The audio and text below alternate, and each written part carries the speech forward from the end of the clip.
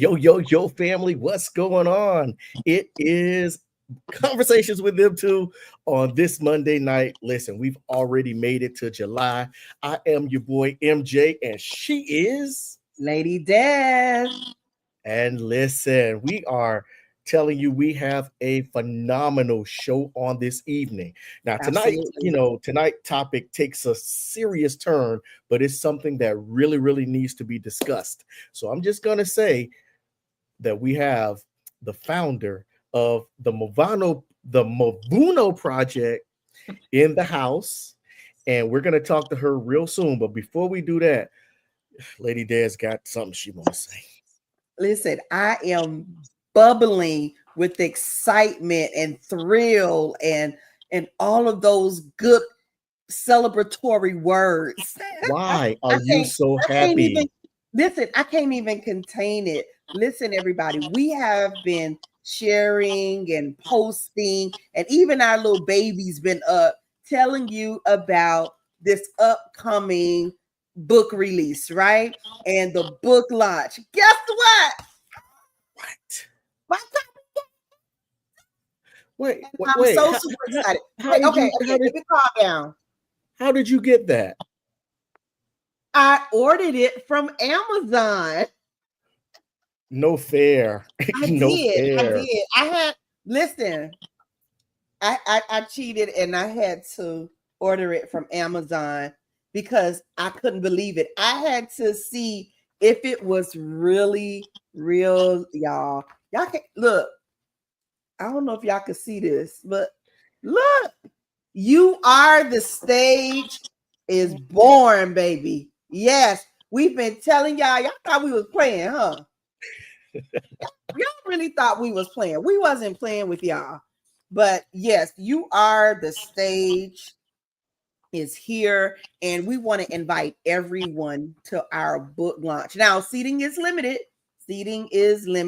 And registrations are coming in. So listen, make sure you contact myself or MJ for registration. We would love to see you all there. Everybody's invited. This book is not just for artists. It's not just for preachers. It's just not for public It's for speakers, everybody. but it's for everybody, every dream chaser, every purpose pusher, everyone that wants to step up and say, I want to do what God has called for me to do. You need to get this book. It's full of affirmations. You have scripture. You have, what else, MJ, do they have? Information, It's just networking information, the how-tos to get your music on radio, tips on public speaking, you name it, it's in there. Yes. So listen, this is just a basic guide, and I just don't want you all to take it as a guide, but as a compass of how to navigate in the entertainment industry. Why are you looking like that? Because you said don't take it as a guide, take it as a compass. Compass, guide. Okay, never Take it mind. as Don't mind a me. compass to navigate you. Like, just don't take it lightly, okay? You went to High Little Miami Lakes. I understand. It's okay. Listen, this is a beacon of light to every purpose pusher, dream chaser, you name it. Whether you're just beginning or you've been in it for a very long time, it's also a refresher. It's to remind you of who you are, who God created you to be. You are the stage. And right now, I need you to get off the stage. That's what I need you to do. Okay, Get I'm off going to the exit stage out. because tonight is all about Miss Tania and the Mavuno project. And listen, she has been doing phenomenal work in the community. Human trafficking is real, and she can Absolutely. tell us all about it. Tania, first of all, thank you for joining us on this evening. We truly appreciate your time.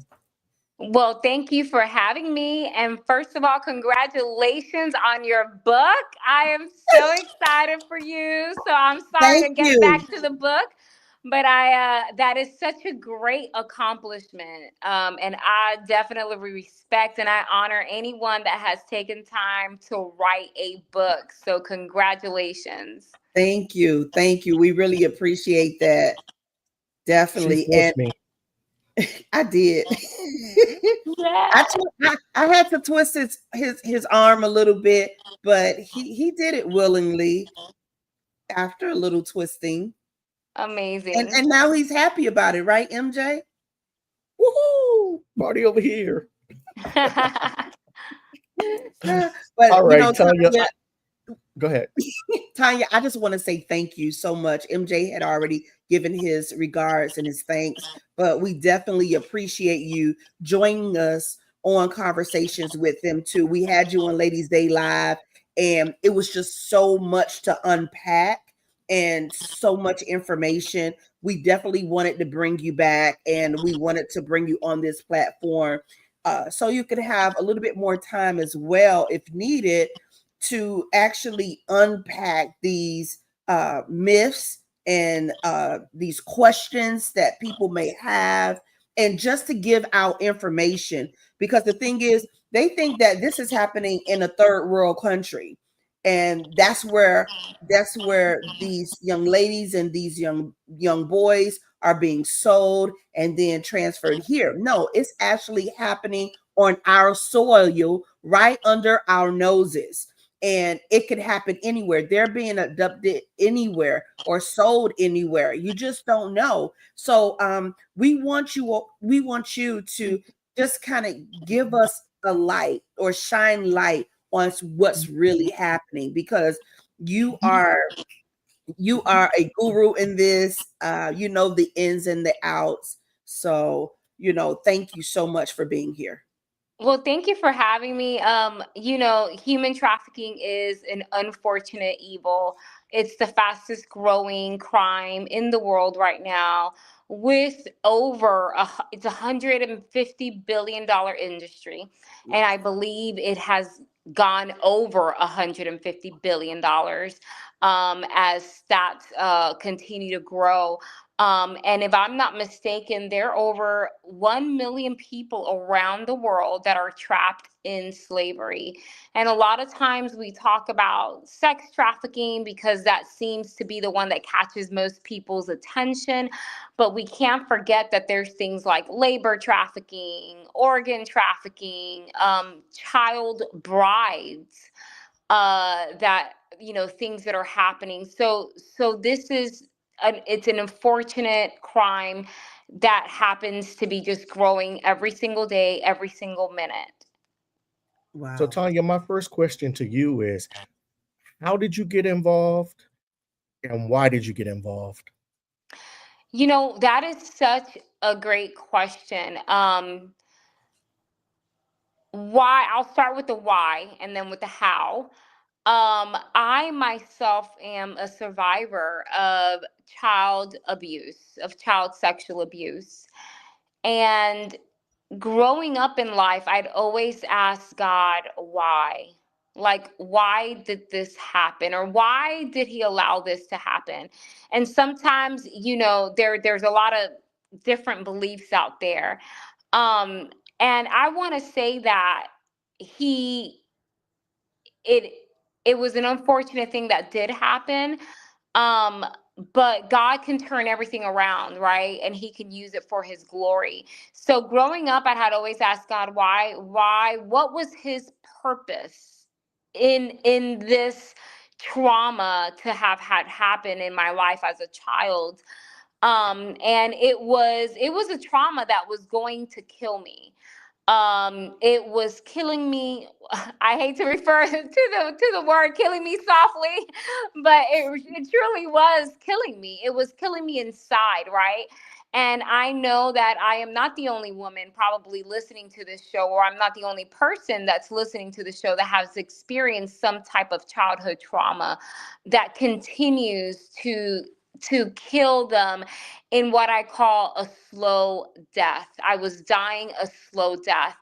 And it came a point in my career that I was VP of marketing in Fortune 500 companies. I had shared this with you earlier. I was living in Sunny Isles, in a high-rise building, very comfortably. And it was at that point where I mentally and emotionally crashed. And I remember calling the VP who I reported to at the time, and completely quitting my job and just stating that I couldn't do it anymore. And I remember getting on my knees that day and asking God, God, what is my purpose? Because I am dying. I felt myself dying a slow death. And it probably wasn't one physically, but it surely was one mentally. And I I prayed. I went on my knees and I prayed, and I almost felt God say, okay, it's go time. If you really want to follow, if you want to find my purpose for your life, you need to be obedient in this moment, right? And this season of obedience is something that I called disruptive obedience, because this was the type of obedience that really came to disrupt my life, right? And put it in God's order, right? Wow. So and that's what I did. And I remember having quit my job, not having money, and thinking, where am I going to get my next dollar? At this point in time, actually, I was Lady D, I was the one of the alpha course leaders at the church at the time, right? And I was selling jewelry, and I was making some, money here and there to pay the bills, but it wasn't enough. And one day I wake up and I honestly hear this, I don't want to say it was an audible voice, but it was like this thought that came to my mind of, you need to go sell jewelry where there's a lot of women. And I'm like, where is there a lot of women in and out constantly, right? Or like I can have a constant flow of people. And right there, something came to my mind. It was like the strip club. And I know that sounds crazy. I was a believer. I mean, at this point in my life, I'm a believer. I'm in church. I'm teaching, new believers a discipleship course. And all of a sudden, I hear the strip club and go to the parking lot of a strip club. And I'm like, God, you must be crazy. You told me you wanted me to find purpose, but what in the world does a strip club have to do with me finding God's purpose, right? Because as a believer, we always think, well, ministry happens only in the church, in the four walls of the church. So we confine, right? We constrict our purpose or God's plan to our life to only fit within the four walls of the church. And really what God was doing was that he was trying to open my eyes to see that, wait, there's other places where I'm needed, not me. I'm not talking about where Tanya's needed, but where God is needed, you know. And I was obedient. He came to disrupt my norm of just being inside the four walls of the church. And he goes, and I honestly believe that he was like, you need to go stand in the parking lot of a strip club and you need to start selling jewelry there. So I did.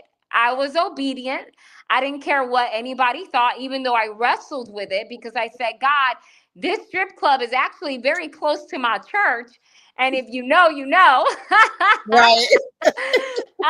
This strip club is actually very close to my church. And I know that there are going to be people that are going to be driving through. They're probably going to see me in the parking lot and say, what is this girl doing? But I was so desperate for God's purpose that I was willing to do anything.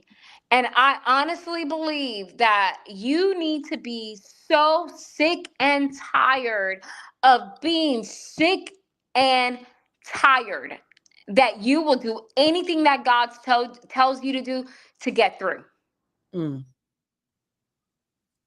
Wow. Wow. And listen, I want you to continue this story because it trust me, y'all, it's brewing up to purpose. Okay, so Right. Okay, so let's start with, that's how you were outside. How did you get inside? Right. Good question. So what is all leading to? right. So I go and I'm in the parking lot, and I'm in the parking lot for 6 months. and I'm selling jewelry, and I start to notice things that I just weren't used to. I didn't understand why when some of the girls came to buy jewelry, they wouldn't look at me in the face, right? They wouldn't look at me in my eyes. I never got a real name. It was always either a stage name or what I would call like a pet name, right? Like, Sugar or another name. I never got a real name. And sometimes a lot of these girls never really even paid for their jewelry. It was someone else. Normally usually it was a man paying for their items. And I just I was like, well, since I have never been in this type of environment, maybe this is normal. Well, 6 months in to me going standing out, the owner of this particular strip club comes out and he says, he goes, I really like your work ethic. I will never forget it, right? Because he's like, I really like your work ethic. And then he goes, I prepared a table for you in the locker room so that you can go in the locker room and sell your jewelry. And I kid you not, it was as if the Holy Spirit just kind of swept over me and said, this is it. You're about to walk into what Wow. you're about to walk into your purpose. And I was scared. I have never been inside of a strip club. I did not know what I was going to encounter, but immediately the verse that says that he will prepare a table for you in the presence of your enemies came to my mind, and I felt a hand behind me push me into those doors of a strip club, in the places where you would never think God will say go. That's where God told me, and he was like, you need to go. So there it was. I walked in there. I walked to the back, and there was a small table. And if you go on my website, shameless plug, if you go on my website, themavunoproject.com, and the about me, you will see a picture of that small table and me sitting there selling that jewelry.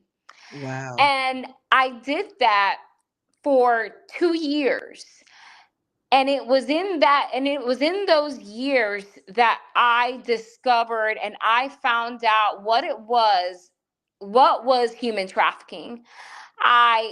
It was being played out right in front of me without me even knowing the term. This was back in, I want to say, 2008, 2009. This was not being spoken about. This was not a thing. No one knew about human trafficking, or at least not to the way, people might know about it now. So everything was playing out in front of me without me being able to give it a definition, right? Without me being able to give it a word.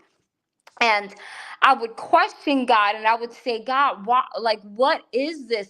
And all I would hear for about the first, 8 months or so was, be quiet and observe. Sometimes we too quick to go into places, right? Without like observing really what's going on. And I saw girls being what the world would call, or what our culture would call, being pimped out. Hmm. Well, you know, the pimping culture is really a trafficking culture, and for a long time, pimping was like a thing. People would always say, oh, I'm pimp this, I'm a pimp, or this, that. And it really is the trafficking world. It's the trafficking culture, and I would see that in those dark places. And I would see girls being forced to dance, sometimes even by their moms, which lines up with what statistics show today, that a lot of the trafficking happens within family. And unfortunately, it can be a mom forcing a girl to go strip and sell her body at a strip club. Wow. So I saw a lot of these things being played out. If I have time, I'll share one story. One story that really marked my time there is, I will never forget a young girl who I was in the back, and she was out dancing in the front. I barely got to see the girls dancing. I just kind of stayed in the back because of security purposes, all different types of purposes. But I always stayed in the back in the locker room. But I remember a girl coming out and dancing, and she was crying and she was screaming. And I was like, what is going on? And she's like, he's going to kill me. He's going to kill me. And I'm like, what? Who's going to kill you? And she's like, my boyfriend. And I'm like, why would he kill you? And she was like, because I don't want to do what he wants me to do. Right. So when we talk about human trafficking and the pimping and the strip club culture and the manipulation, you start to realize that she was being trafficked, that she no longer wanted to do what her quote unquote boyfriend, right, which a lot of them call their traffickers boyfriends, wanted her to do. And normally, unfortunately, that's what happens when you no longer, right, want to be in the hands of a quote unquote pimp or a trafficker. They many times will end up killing you, right? Because then you become hot.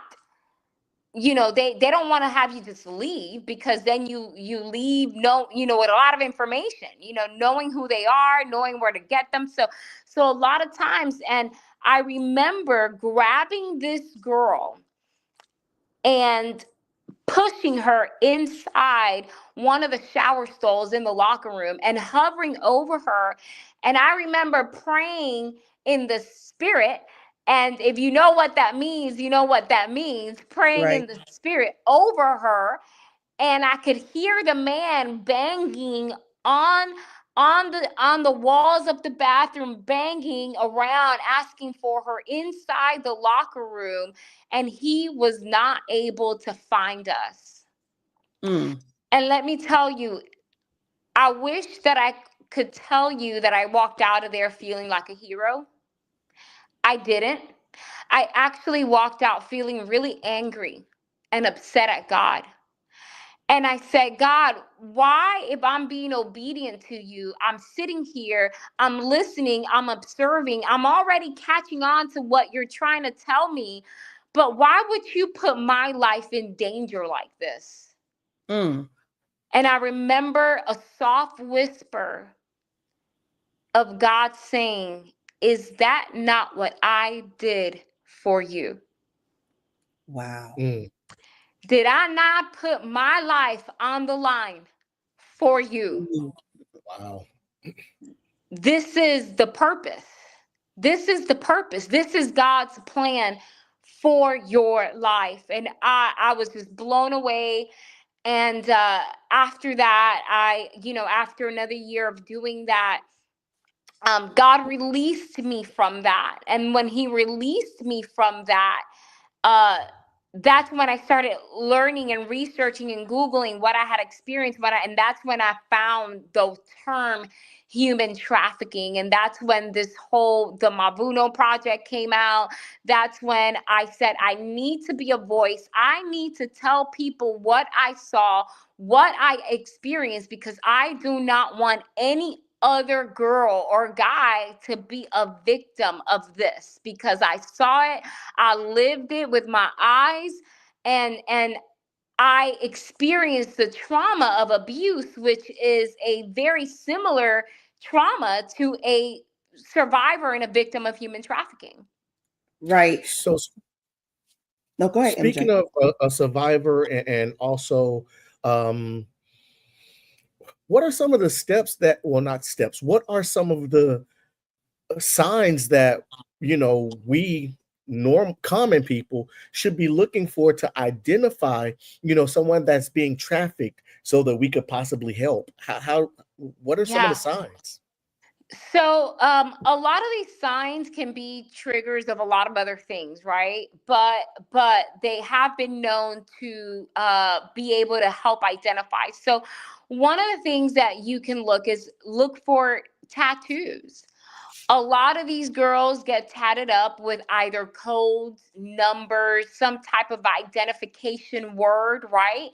And that tattoo is going to identify that that girl belongs to that certain either trafficking gang, because it's not just one person.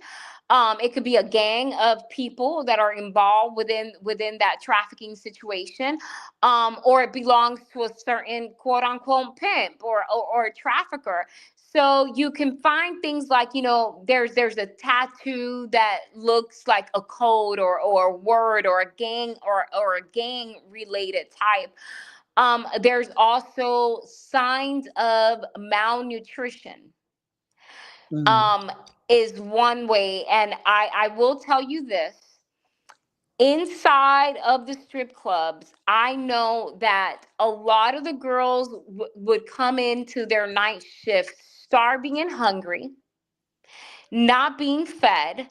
And they would have, the way that they would get to eat is that they would have to dance their first dance to get that money to buy their first plate of food for the day. And that was the way that traffickers were manipulating them into dancing, right? Because if you are hungry, several things. When you are hungry, your mind can't function. You can't think right. So you will do whatever it is to get food. And that was one way that I know for a fact inside that strip club, the strip club culture, traffickers manipulate the girls and they say, you have to dance your first dance in order for you to get your first plate of food. And I saw that firsthand. So it could be malnutrition, it could be tattooing, it could be bruises on their body. All of a sudden, you're starting to see a girl being bruised up, and we're like, you had never seen that before, in their legs, in their arms, just through beating. And the grooming stage, I know they beat a lot of the girls through a stage that we call grooming. And that is a stage where a lot of the traffickers are being mentally and physically abusive with the girls. They're kind of breaking the girls Really down. down. Mhm. Right. They're breaking them down so they could have a lot of bruises in their body. They stop going to school. If they're school age, they might stop going to school. They might stop, they very secretive, not displaying a lot of information, but also at the same time showing up with probably a lot of gifts. A girl that all of a sudden, she can't afford the latest iPhone, the latest Nikes. All of a sudden she's getting her hair and nails done where she can't really afford those things. So where are those things coming from? Right. So those are some signs that we can spot, as in our teens, and older kind of population, to say there's something off here that could be a sign of being trafficked. Wow. And you said something earlier too. They don't look at you. So they don't even give you eye contact Eye because they're contact. afraid to speak and to talk and to look a person in their face. Exactly. And a lot of times they're told not to look at people Hmm. in the face. Keep your eyes down, keep your head down.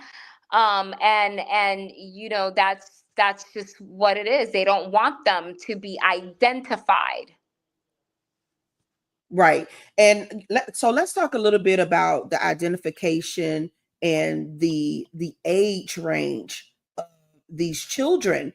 What many people don't know about me is that I work in the court system now, and I get a chance to see a lot of, or hear and see a lot of these cases hands on, right? And if I wasn't working in that court system, you would think, some of this may not be true. But I'm here to tell you that this, what Tania is speaking about, actually happens. Mhm. Tania, can you tell them the age that these children are being trafficked? Well, I wish that I can give you an age range, and unfortunately, I just feel like every year it just gets younger and younger. Um, and with the Mavuno project, we support a safe house And our youngest survivor in that safe house is 2 years old. Very recently, there was news that 60 children were rescued up in the Tampa area, north in the central North Florida area. And their youngest survivor was, if I'm not mistaken, 9. Mm-hmm. And Mm-hmm. we just feel it just gets younger and younger. When we give our human trafficking presentations, we feel comfortable starting at the age of 8 years old. Because we know that 8-year-olds are on Roblox. They're already on some sort of gaming system in which they can talk to strangers online. You'll be surprised the amount of 8-year-olds that we have surveyed that say that they play video games with strangers online. Yes. So I want to believe that it can start young, but I those are the cases that we've seen. We've seen as young as 8 years old, 9 years old, and 2 years old in the safe house that we sponsor, that are already survivors of human trafficking. Yes, because this particular one case that I remember, and you used the term grooming, and Right. I've heard it before, so I was very familiar with the term. And when I saw it again within that case, the youngest was 5, and the Wow. breaking down mentally of what they were doing and what they were showing these children what to do was, I wouldn't even do it. And so you just have no idea what a lot of these young children are exposed to. We Right. see these children all the time. And this is what I'm saying, hidden in plain sight, because they're hidden, but we're watching them, we're looking at them. And a lot of times we don't pay attention to what's really going on, right? And you mentioned also family members. Let's talk a little bit about how many children are being trafficked through family members. Not only mothers, but you have cousins, you have uncles, you have fathers. So let's talk a little bit about that, because that's also a big thing.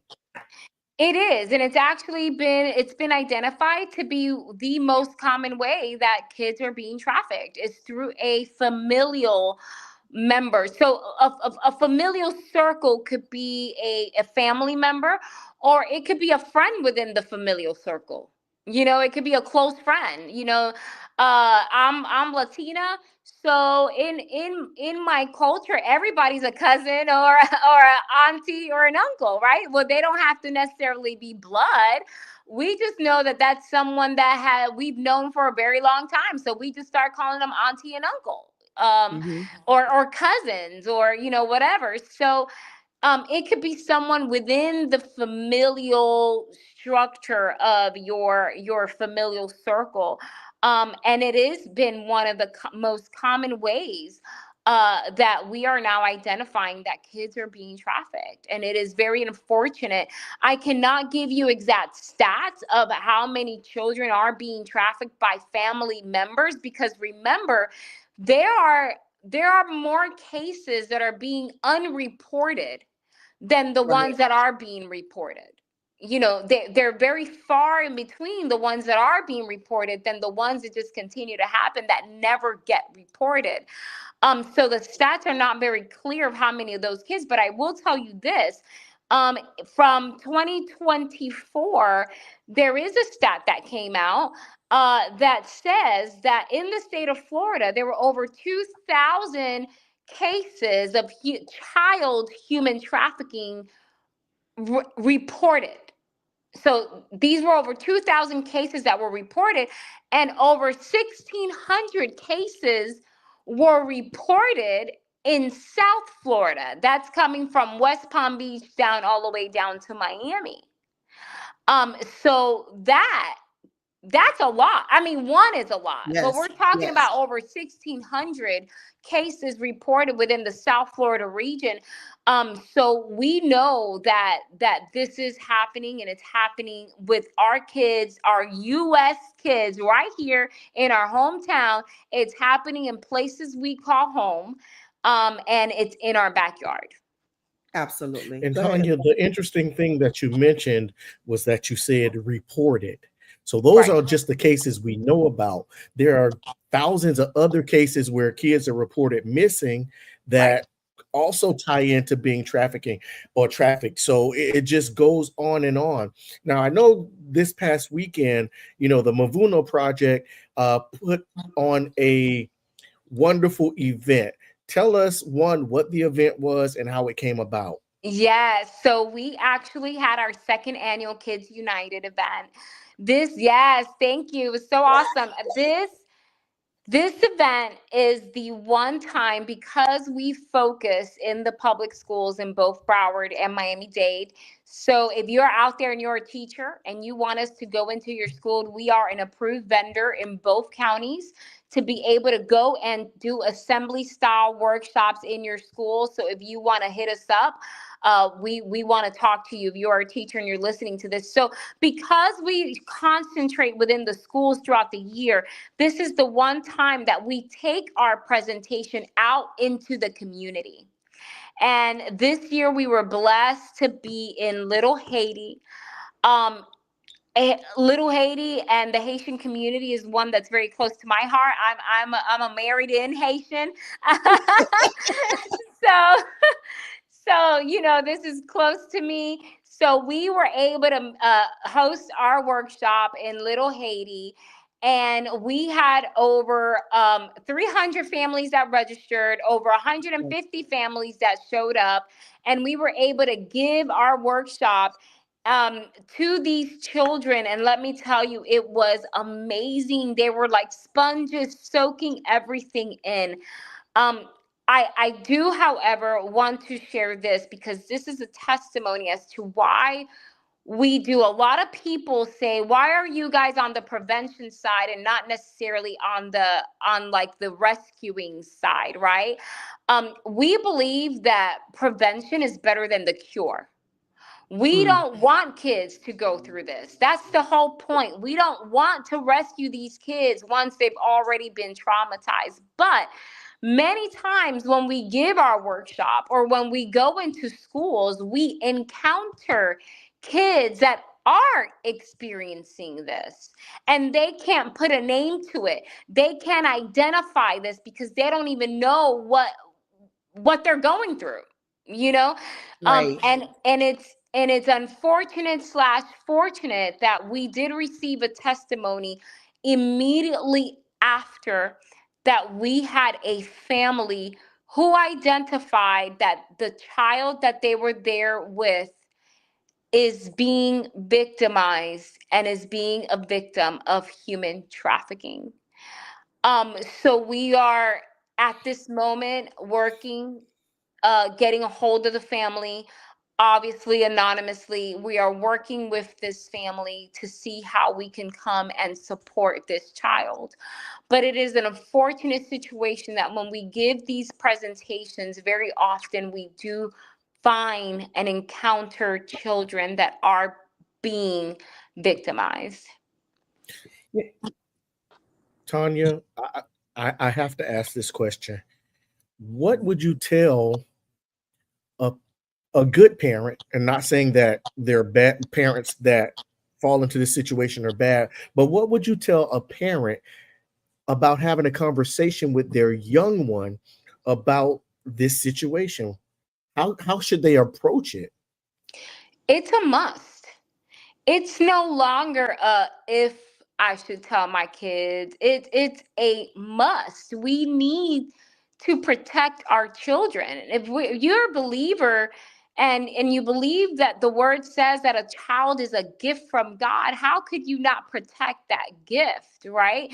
And a lot of times we omit the very information that we need to be telling our children, right? And it can start as simple as a stranger danger conversation. It can start as young as when my daughter was 2.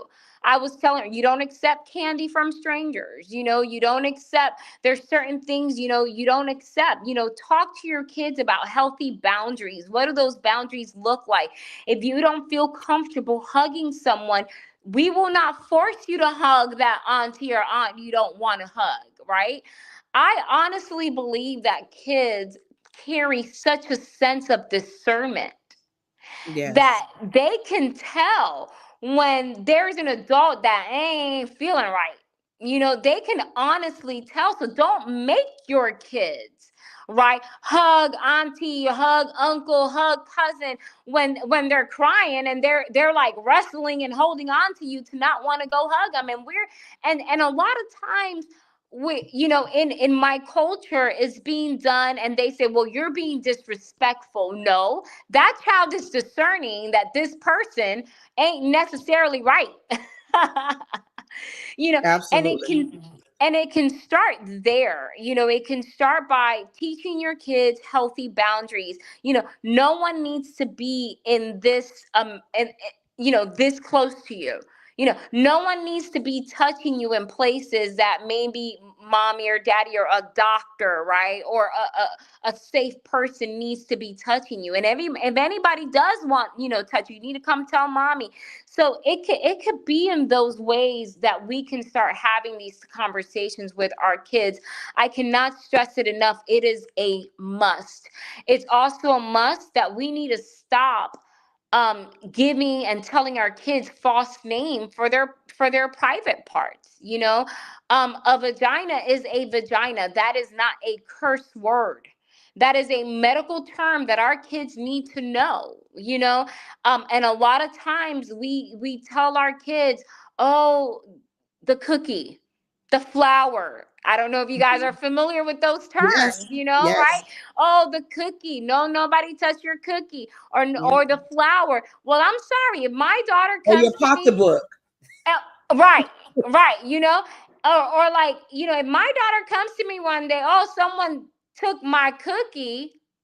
What is that? How do I know what that is? No, my daughter knows that her vagina is her vagina, and she's gonna come to me one day. She's gonna call it for what it is, and we're gonna know what happened.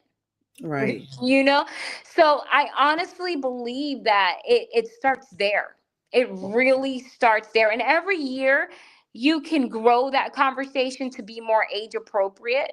You don't have to say it all at once. You know what I'm saying? But you can grow on it. You can build on those conversations with your kids, and always leave the door open for them to be honest with you, and always let them know that if this happens to you, it is not your fault, right? That was something that was really hard for me to accept, that it was not my fault. What happened to me was not my fault. And tell that to your child, so that if something like this were to happen, they feel comfortable enough to tell you, mom, this happened. And you can now come and restore and recover and use the resources needed to move your child forward. Absolutely. Go ahead, MJ. Family, if you're just tuning in, it's Conversations with Them Too. I'm MJ. She is. Lady Des. And tonight we are having the serious conversation Yes. about sex trafficking, human trafficking. And we're speaking to the founder of the Mavuno Project, Miss Tania Andre, who's got vast knowledge and has helped many break that chain and break that cycle. And she's just given us nuggets and tidbits on what to look for and how to break the chains. Tania, once again, I say thank you, because this is a conversation that needs to be had. Absolutely. And I call Tanya our Latino modern day Harriet Tubman, because she has gone into the strip clubs. She has gone into these places, working in the safe houses, just to keep our young people safe.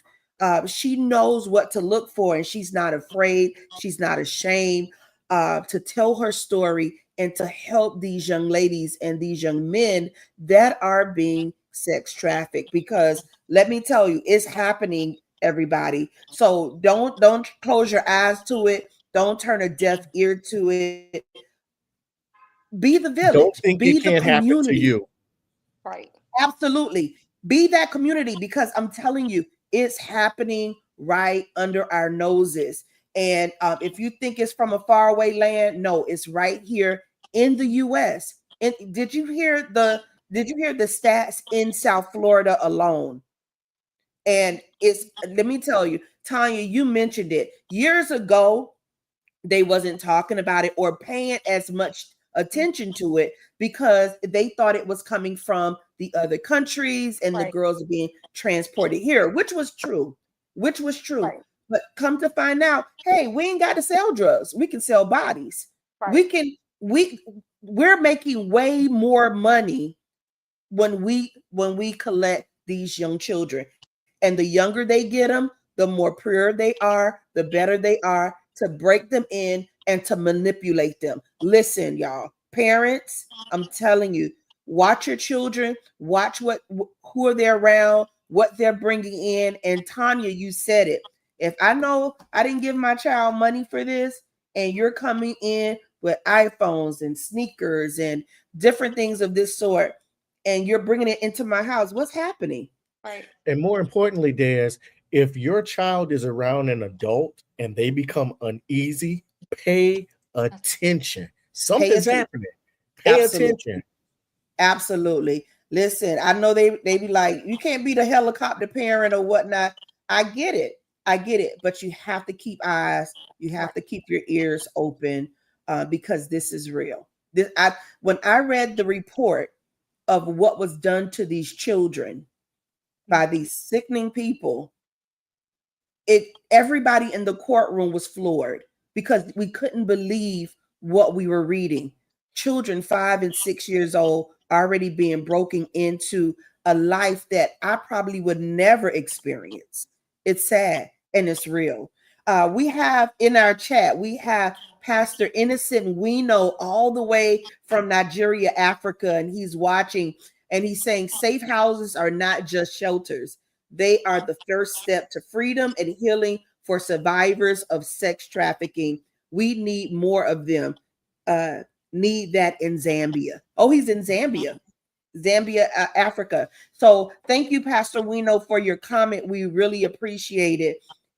And there was a saying back in the day. I don't know if they're still saying this, Tanya, but what they would do is go to the parents in the third world countries, and they would tell them that they were going to bring them to the US for a better life and to start them over. And everybody thinks the United States is the home of the free, and this is where you can get your start. And if you're in the US, it's so much good things are happening here. And of course, nothing bad like this would happen. But come to find out, these children are transported here and they're being sold into sex trafficking. And it's just happening on our soil. Is that still the case? Unfortunately, that is still the case, which is why the Mavuno Project has an international mission program.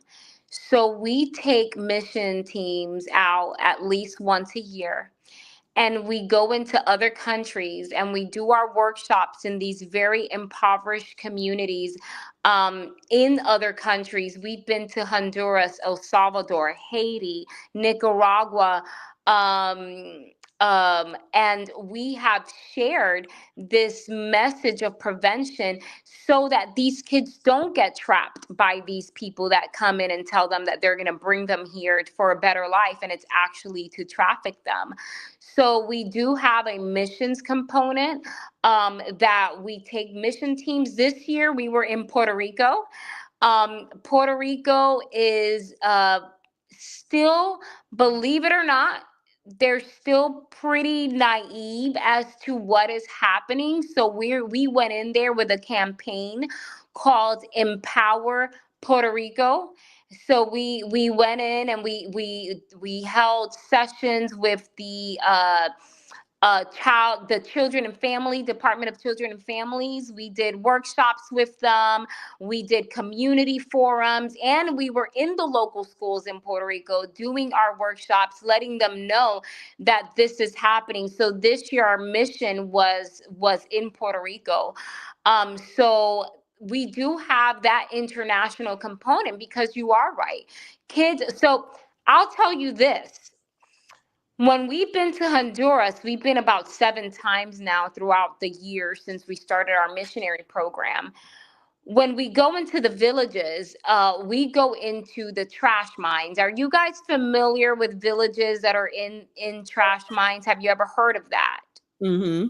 Okay, so we go into villages that are set up in the trash mine, and we gather the kids and we educate the kids. And a lot of the times, the moms come to us and they try to sell us their kids, and they try to sell them to us as servants. Yes. And they'll say things like, hey, my daughter already knows how to cook. She already knows how to clean. She'll wash your laundry. She'll watch your kids. She'll fold your clothes. She'll cook.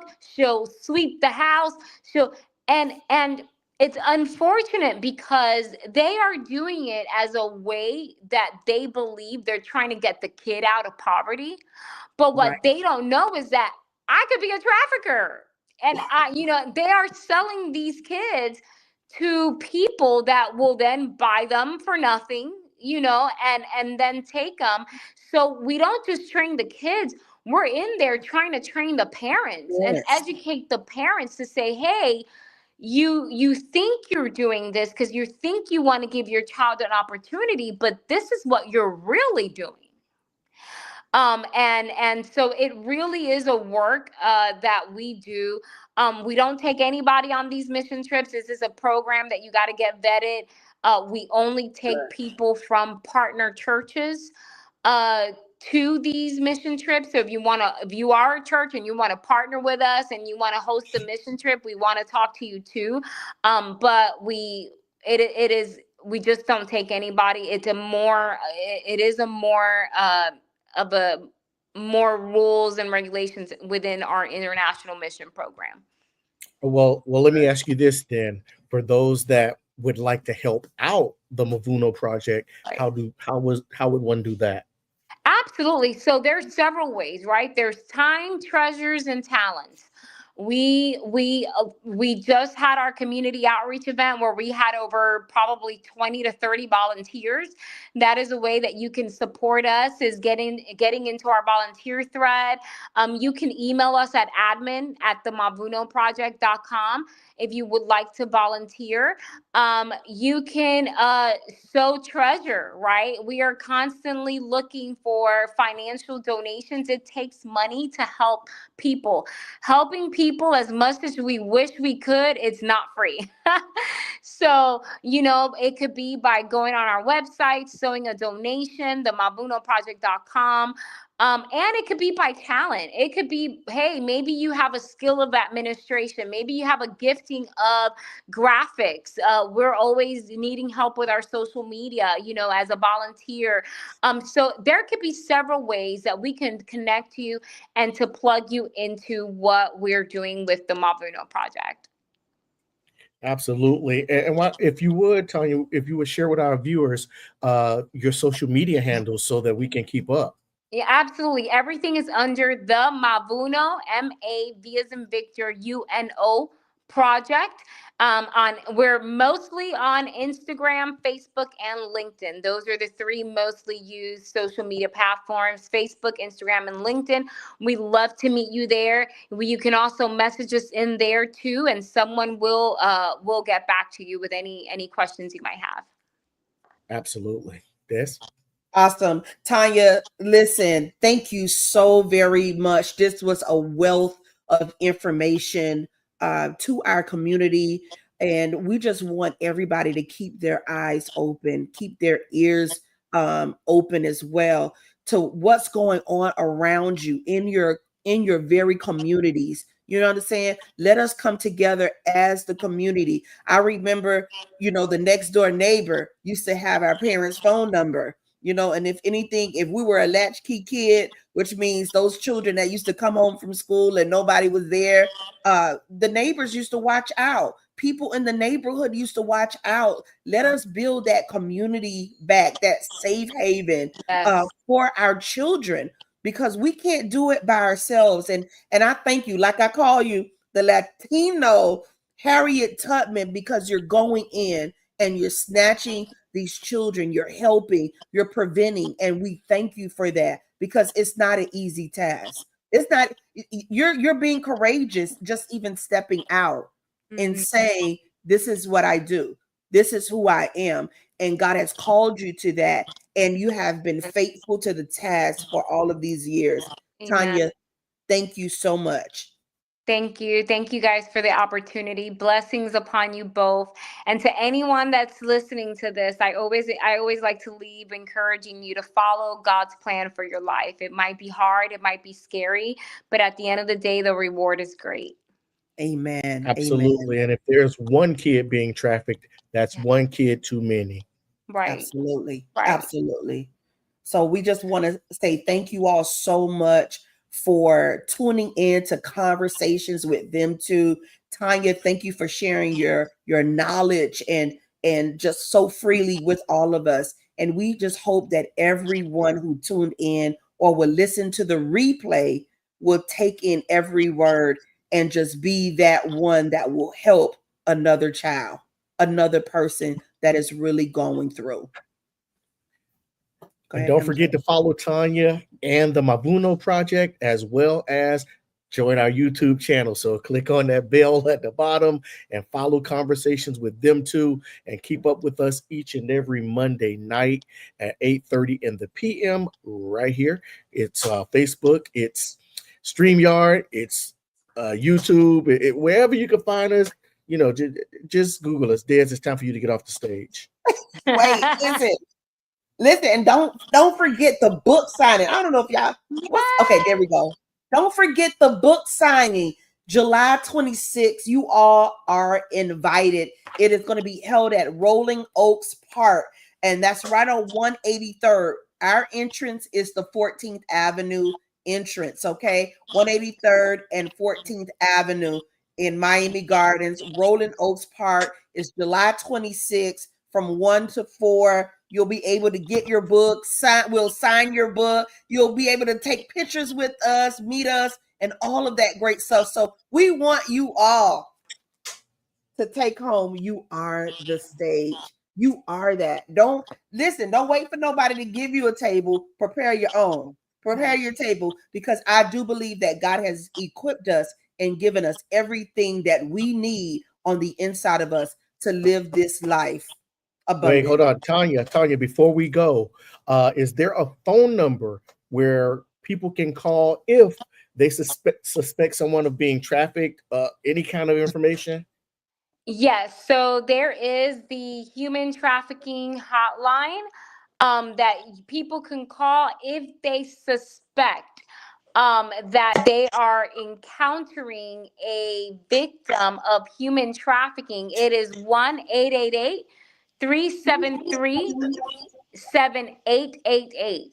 1-888-373-7888. However, in Miami, there is a local number, which is 305 Fix Stop. FIX Stop. That is the local number here. And then, of course, if you are just in a bind, in a really tight situation, we always encourage you to call 911. There you have it, South Florida and the world, giving you information that matters most to you. Go follow the Mavuno Project. Keep up with Tania Andre and Lady Des. It's my bedtime. I got I'm proud of you, MJ. You held Get on. off the stage. You held on. I am so super proud of you. Thank you.